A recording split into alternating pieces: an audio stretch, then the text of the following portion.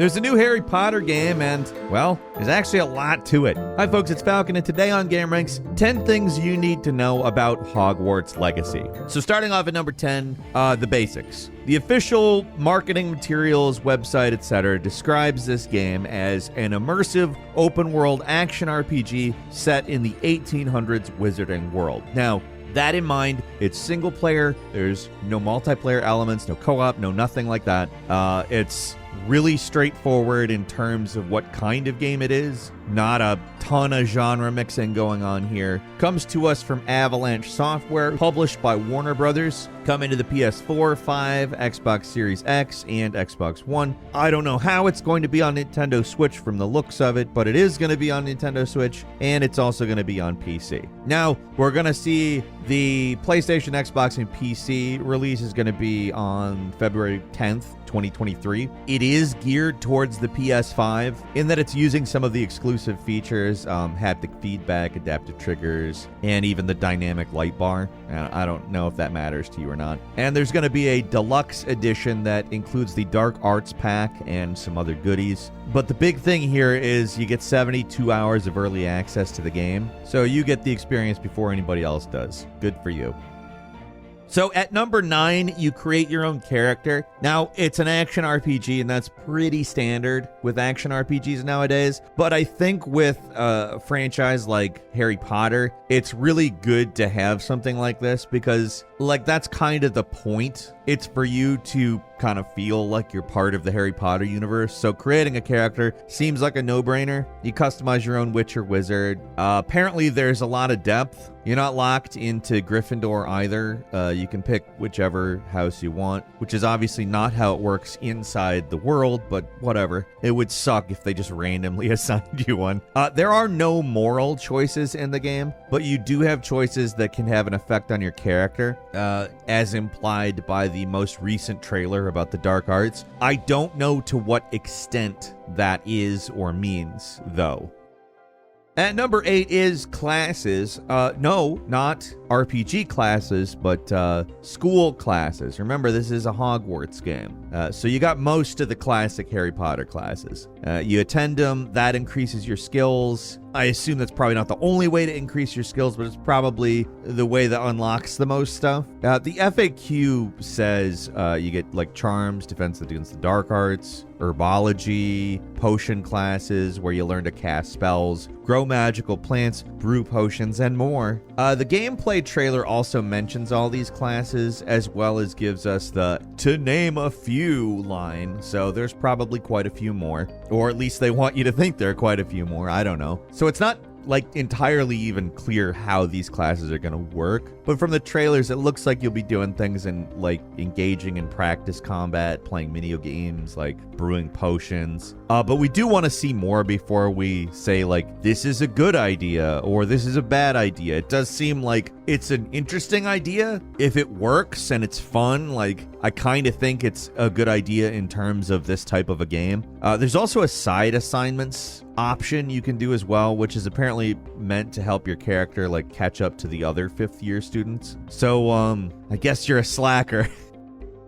At number 7, this is a full-blown RPG. You can level up your character, and it's like all the kinds of upgrades and talents and skills and stuff you'd expect in any other role-playing game. The upgrades seem to be presented as cards in this talents menu. There's a space that allows you to sow and harvest plants. You can craft potions. You can upgrade your equipment.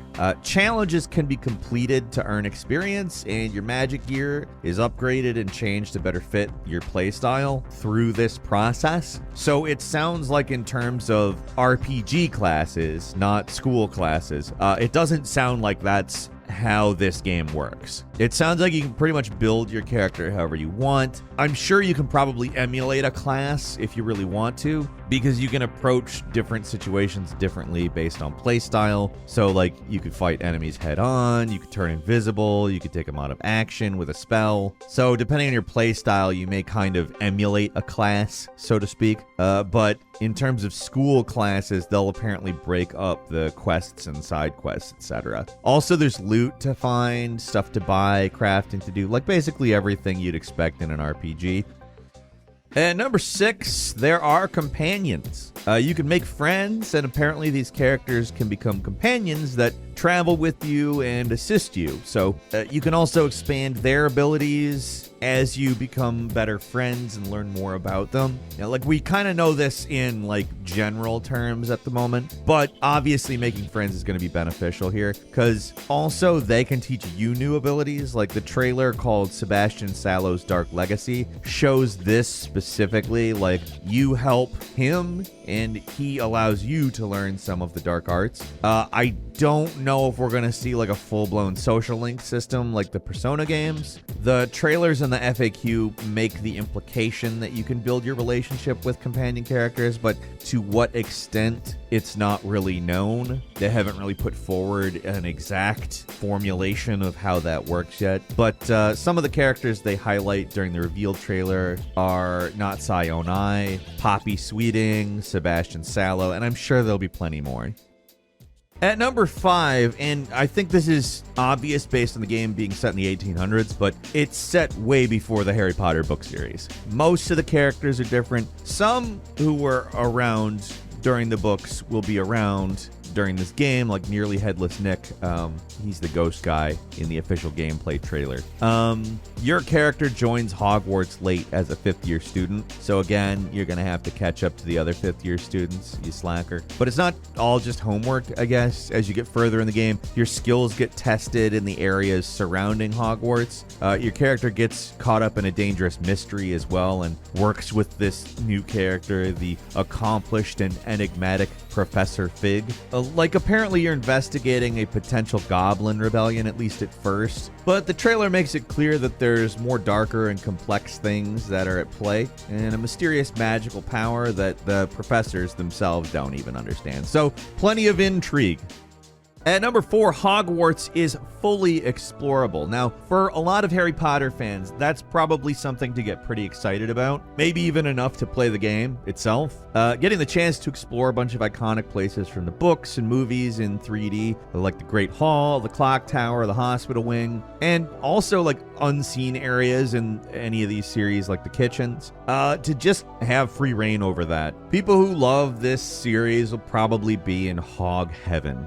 Get it? According to the FAQ, Hogwarts Castle can be explored fully. You'll be able to attend classes, find dungeons, secret passageways, uncover puzzles, blah, blah, blah. And each of the common rooms seems to be an important location. You can talk to fellow house members, and it's all like really detailed looking. It's definitely the most beautiful version of Hogwarts we've seen in a game. I don't know if that's fair per se, because this is definitely the largest project where they've really actually done this, and other games going back quite a ways are a fairly non-advanced, let's say. But along with the school, there are other locations. The FAQ mentions Forbidden Forest and Hogsmeade Village, so you're not limited to just Hogwarts. Like in Hogsmeade, you can buy magic items and resources, recipes, clothing, etc. But I guess there's also other towns, like smaller little hamlets, to find all over the place, and they do have shops and side quests. So there's a lot going on.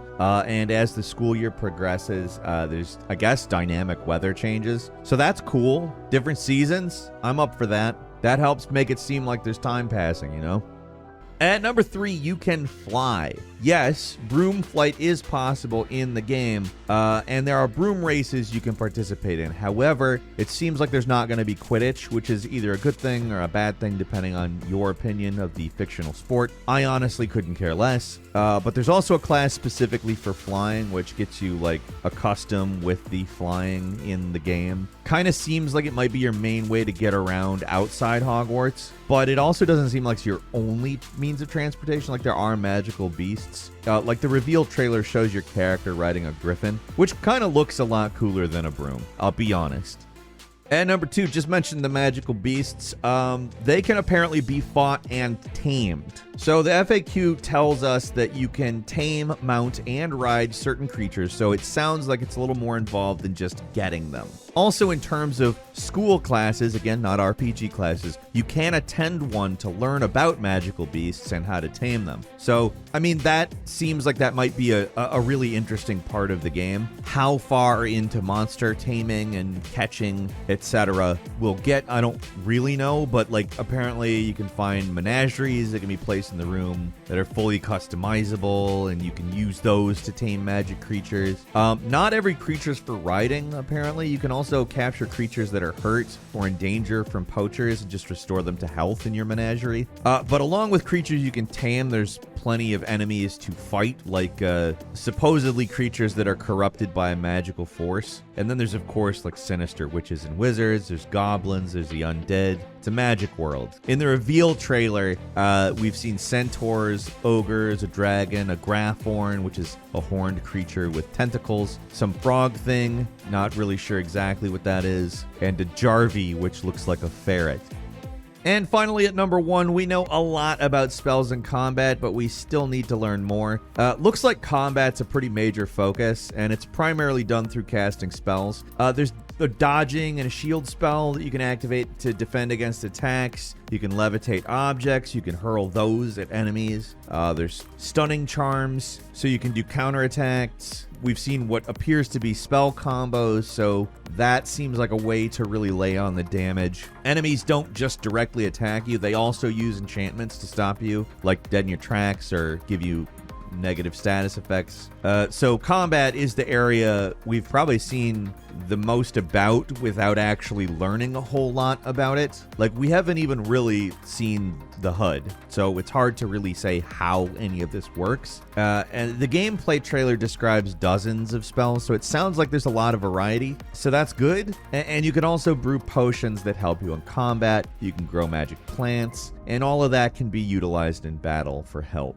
Quick bonus, apparently no microtransactions. Chandler Wood, the community manager who works on the game, said there are no microtransactions in Hogwarts Legacy. Now, are is a present tense word, and we are talking about Warner Brothers, who's pretty infamous for microtransactions in games like Middle-earth. But the FAQ also restates that there are no microtransactions. That doesn't mean there's going to be no monetization in the game, but at least no microtransactions. Right after this, they do mention the Dark Arts Pack, which is a special edition bonus that you can also buy in-game, but that's it. So I guess depending on what's in that pack, maybe they just mean that there is a microtransaction. Like they're getting by on a technicality, like microtransactions is a plural word. So there are no microtransactions, there's a microtransaction. I don't know. We'll see when it comes out. That's all for today. Leave us a comment. Let us know what you think. If you like this video, click like. If you're not subscribed, now's a great time to do so. We upload brand new videos every day of the week. Best way to see them first is, of course, a subscription, so click subscribe. Don't forget to enable notifications, and as always, we thank you very much for watching this video. I'm Falcon. You can follow me on Twitter at Falcon the Hero. We'll see you next time right here on gameranx.